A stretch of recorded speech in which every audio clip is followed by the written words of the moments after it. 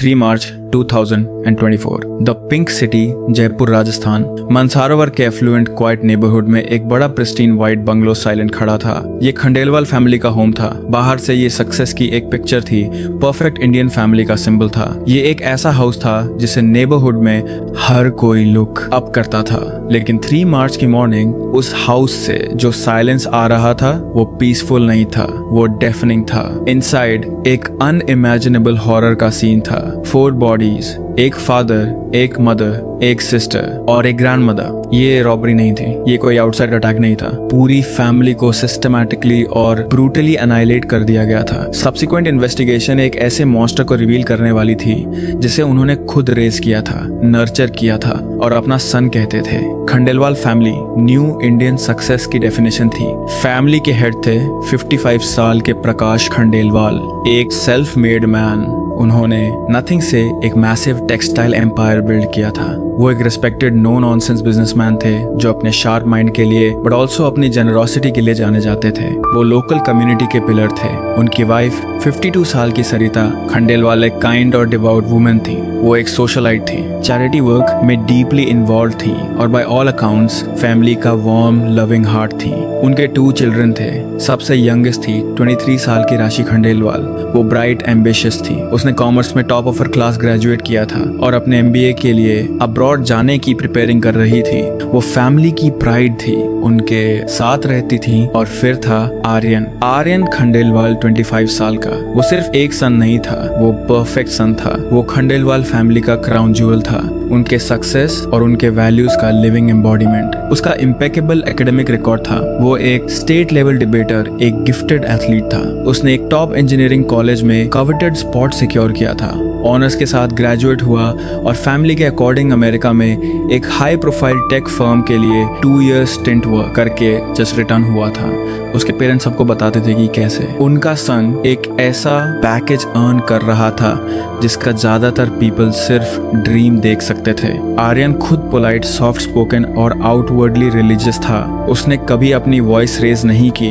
वो हर मॉर्निंग अपनी ग्रैंडमदर के फीट टच करता था। वो सन था जिससे नेबरहुड के हर पेरेंट अपने चिल्ड्रन को कंपेयर करते थे। ये इमेज फैमिली की ग्रेटेस्ट प्राइड थी। ये उनका डेडलीस्ट इल्यूजन भी था। 3 मार्च की मॉर्निंग किसी भी और दिन की तरह बिगिन हुई।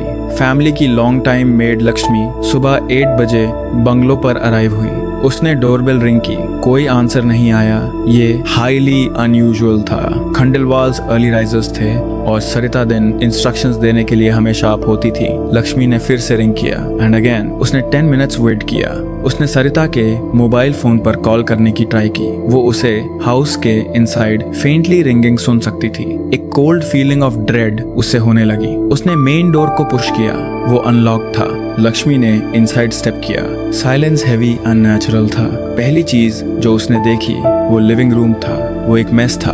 फर्नीचर ओवरटर्न था, एक ग्लास वेस शैटर्ड था और फ्लोर पर सोफा के पास प्रकाश खंडेलवाल थे। वो पूल ऑफ ब्लड में लाइंग थे। वो अननेचुरली स्टिल थे। लक्ष्मी ने एक स्क्रीम मारी जो एम्प्टी हाउस में एको कर गई। वो किचन की तरफ रन करने के लिए टर्न हुई ताकि लैंडलाइन से हेल्प के लिए कॉल कर सके, लेकिन उसे सरिता खंडेलवाल डाइनिंग टेबल के पास मिली। सीन उतना ही हॉरिफिक था। टेरिफाइड होकर वो स्क्रीमिंग करते हुए हाउस से बाहर नेबर्स के लिए भागी। जब नेबर्स और पुलिस फाइनली एंटर हुए तो हॉरर का फुल एक्सटेंट रिवील हुआ। ग्रैंडमदर अपने प्रेयर रूम में मिली। उनके प्रेयर बीड्स अभी भी उनके हैंड में थे। सिस्टर राशि अपने बेड में थी। ये एक मैसेकर था। चारों पर एक ऐसी फेरोसिटी से अटैक किया गया था जो डीप पर्सनल रेज की बात कह रहा था। जयपुर पुलिस 15 मिनट्स के अंदर सीन पर थी।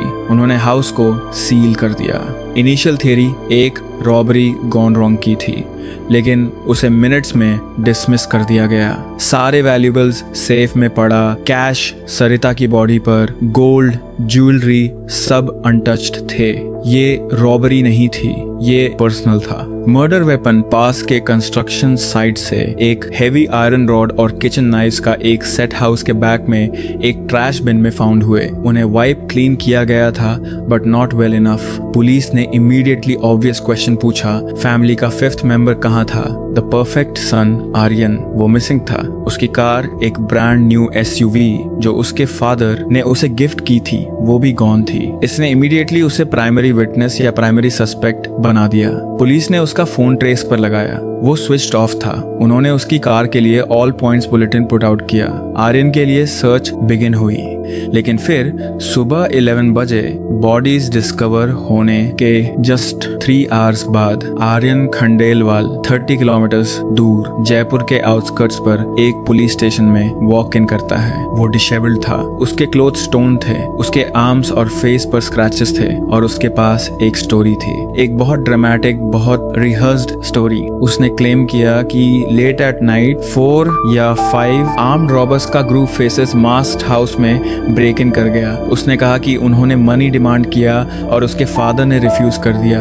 उसने क्लेम किया कि उन्होंने उसकी फैमिली पर अटैक किया और उसने आर्यन ने अपनी मदर और सिस्टर को प्रोटेक्ट करने के लिए ब्रेवली उनसे फाइट की। उसने क्लेम किया कि रॉबर्स ने उसे ओवरपावर किया, उसे अनकॉन्शियस नॉक कर दिया और फिर फॉर सम रीजन उसे 30 किलोमीटर्स सिटी से बाहर ड्राइव करके ले गए और एक फील्ड में डंप कर दिया, जहां वो कंफ्यूज्ड और इंजर्ड वेकअप हुआ। पहले तो पुलिस सिंपैथेटिक थी कि यहाँ एक यंग मैन था, एक विक्टिम, जिसने जस्ट अपनी इंटायर फैमिली को मोस्ट ब्रूटल वे में लॉस्ट कर दिया था, लेकिन उसकी स्टोरी में होल्स थे, बिग वंस। फोरेंसिक डॉक्टर जिसने उसे एग्जामिन किया नोटेड किया कि उसकी इंजरीज परफेक्टली सुपरफिशियल थी। उसके आर्म्स पर स्क्रैचेस क्लीन पैरेलल थे, उस काइंड के वुंड्स जो एक पर्सन खुद को इन्फ्लिक्ट करेगा। हेड इंजरी के कोई साइंस नहीं थे डिस्पाइट उसके अनकॉन्शियस नॉक होने के क्लेम के। क्राइम सीन पर पुलिस ऑलरेडी कंफर्म कर चुकी थी, फोर्स्ड एंट्री का कोई साइन नहीं था, हाउस सिक्योर था। जिसने भी ये किया या तो उसके पास की थी या उसे लेट इन किया गया था। पुलिस ने डिगिंग स्टार्ट की। उन्होंने क्राइम में डिग नहीं किया, उन्होंने आर्यन में डिग किया। पहला कॉल उन्होंने अमेरिका की उस टेक फर्म को किया जहां वो सपोजिडली वर्क करता था। कंपनी ने कंफर्म किया कि आर्यन खंडेलवाल को 6 मंथ्स प्रायर फायर कर दिया गया था। रीजन, ग्रॉस मिसकंडक्ट और फाइनेंशियल फ्रॉड। वो कंपनी फंड साइफनिंग कर रहा था। वो इंडिया रिटर्न आ गया था, लेकिन अपनी फैमिली में किसी को नहीं बताया था। वो दिल्ली में एक रेंटेड फ्लैट में रह रहा था, अपनी फैमिली को प्रिटेंड करते हुए कि वो अभी भी US में है। वो एक स्पेशल ऐप यूज करता था अपने फोन नंबर को स्पूफ करने के लिए, ताकि लगे कि वो इंटरनेशनल नंबर से कॉलिंग कर रहा है। वो अपने डार्क रेंटेड रूम में एक फेक बैकग्राउंड के साथ बैठता और अपने पेरेंट्स को वीडियो कॉल करके अमेरिका में अपनी सक्सेस के बारे में बताता। तो वो जयपुर वापस क्यों आया? पुलिस ने उसके बैंक रिकॉर्ड्स पुल किए और पूरा डार्क पैथेटिक ट्रूथ बाहर आ गया। आर्यन खंडेलवाल का एक सीक्रेट था, एक सीक्रेट जो उसका सारा मनी ड्रेन कर रहा था। वो एक कंपल्सिव पैथोलॉजिकल गैम्बलर था। वो सिर्फ क्रिकेट पर बेटिंग नहीं कर रहा था, वो high stakes illegal online casinos और स्पेक्यूलेटिव स्टॉक ट्रेडिंग में था। We are talking about lakhs of rupees, tens of thousands of dollars per day. उसने अपनी खुद की सेविंग्स बर्न थ्रू कर दी थी। उसने 20 से ज्यादा क्रेडिट कार्ड्स मैक्स्ड आउट कर दिए थे। उसने 15 से ज्यादा डिफरेंट लोन शार्क ऐप से ह्यूज लोन्स ले रखे थे। इंटरेस्ट पाइल अप हो रहा था। वो मंथ से सीक्रेटली अपने फादर के बिजनेस अकाउंट से मनी साइफनिंग कर रहा था, लेकिन उसके फादर प्रकाश, जो एक शार्प बिजनेसमैन थे, उन्होंने फाइनली मैसिव डिस्क्रिपेंसीज नोटिस कर ली थी। उन्होंने एक प्राइवेट ऑडिटर हायर किया था। ऑडिटर की फाइनल रिपोर्ट मंडे 4 मार्च को ड्यू थी। प्रकाश, जो अपने ही सन पर सस्पेक्टिंग कर रहे थे, ने 2 मार्च को आर्यन को कॉल किया था। उन्होंने डिमांड किया कि वो अमेरिका से इमीडिएटली फ्लाई होम करे। लास्ट मैसेज जो प्रकाश ने अपने सन को भेजा, जिसे पुलिस ने रिकवर किया, उसमें लिखा था, I know what you have been doing. We need to talk. The auditors are coming on Monday. Aryan जानता था कि उसकी लाइज की पूरी लाइफ एक्सपोज होने वाली है। वो पैनिक कर गया। उसने दिल्ली से जयपुर तक अपनी SUV ड्राइव की 2 मार्च की लेट नाइट अराइव हुआ। वो अपनी ओन की यूज करके हाउस में एंटर हुआ। वो स्ट्रेट अपने फादर की स्टडी में गया। उसने बेग किया, उसने प्लीड किया, उसने मनी रिटर्न करने का प्रॉमिस किया।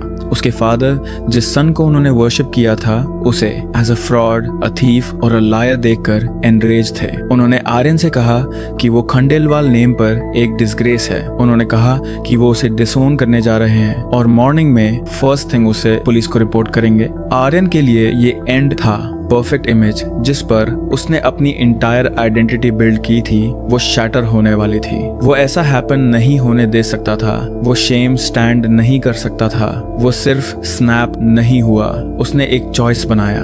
वो गार्डन में गया, वर्कर्स द्वारा छोड़ा गया, आयरन रॉड ग्रैब किया और स्टडी में रिटर्न हुआ।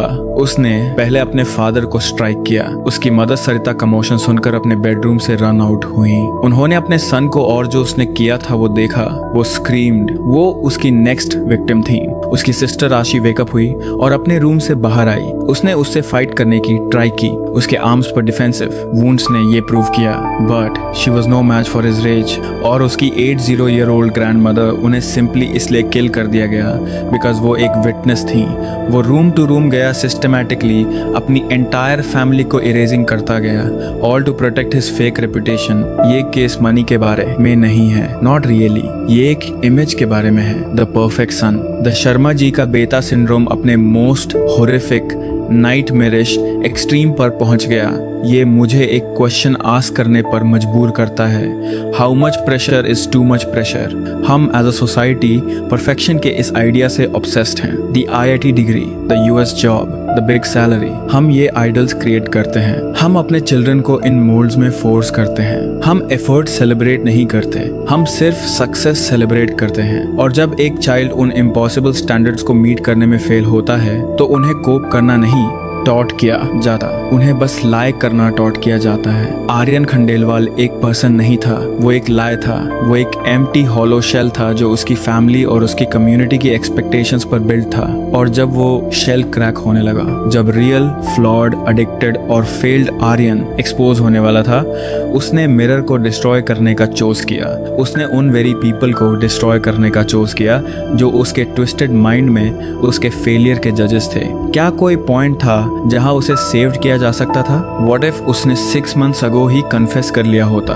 Dad I failed, I lost my job, I have a problem, I am addicted. क्या उसकी फैमिली उसकी हेल्प करती? क्या वो उसे रिहैब में गॉर्डन करते? या वो सेम एंगर, सेम शेम के साथ रिएक्ट करते? We will never know, but I will tell you one thing. उस नाइट उसके फादर का reaction, you are a disgrace, वो गैसोलीन पर फाइनल मैच था। उसने आर्यन के 2 डीपेस्ट फियर को कंफर्म कर दिया कि उसे सिर्फ तब तक लव्ड किया जाता था जब तक वो परफेक्ट था। मेरे लिए मोस्ट चिलिंग पार्ट है calculation, the fake story, the self inflicted wounds. खुद को डंप करने के लिए 30 किलोमीटर ड्राइव करना, ये सिर्फ मोमेंटरी पैशन का क्राइम नहीं था, ये रेज का क्राइम था, followed by a cold calculated act of self preservation. उसने जस्ट अपनी एंटायर फैमिली को मर्डर किया था, his mother, his father, his sister. और उसका फर्स्ट इंस्टिंक्ट था, how do I save my self, how do I continue the लाई। ये बस दिखाता है कि वहाँ कोई ह्यूमैनिटी लेफ्ट नहीं थी, वहाँ सिर्फ लाई था। ये मैसेकर सिर्फ गैम्बलिंग डेट्स के बारे में नहीं था,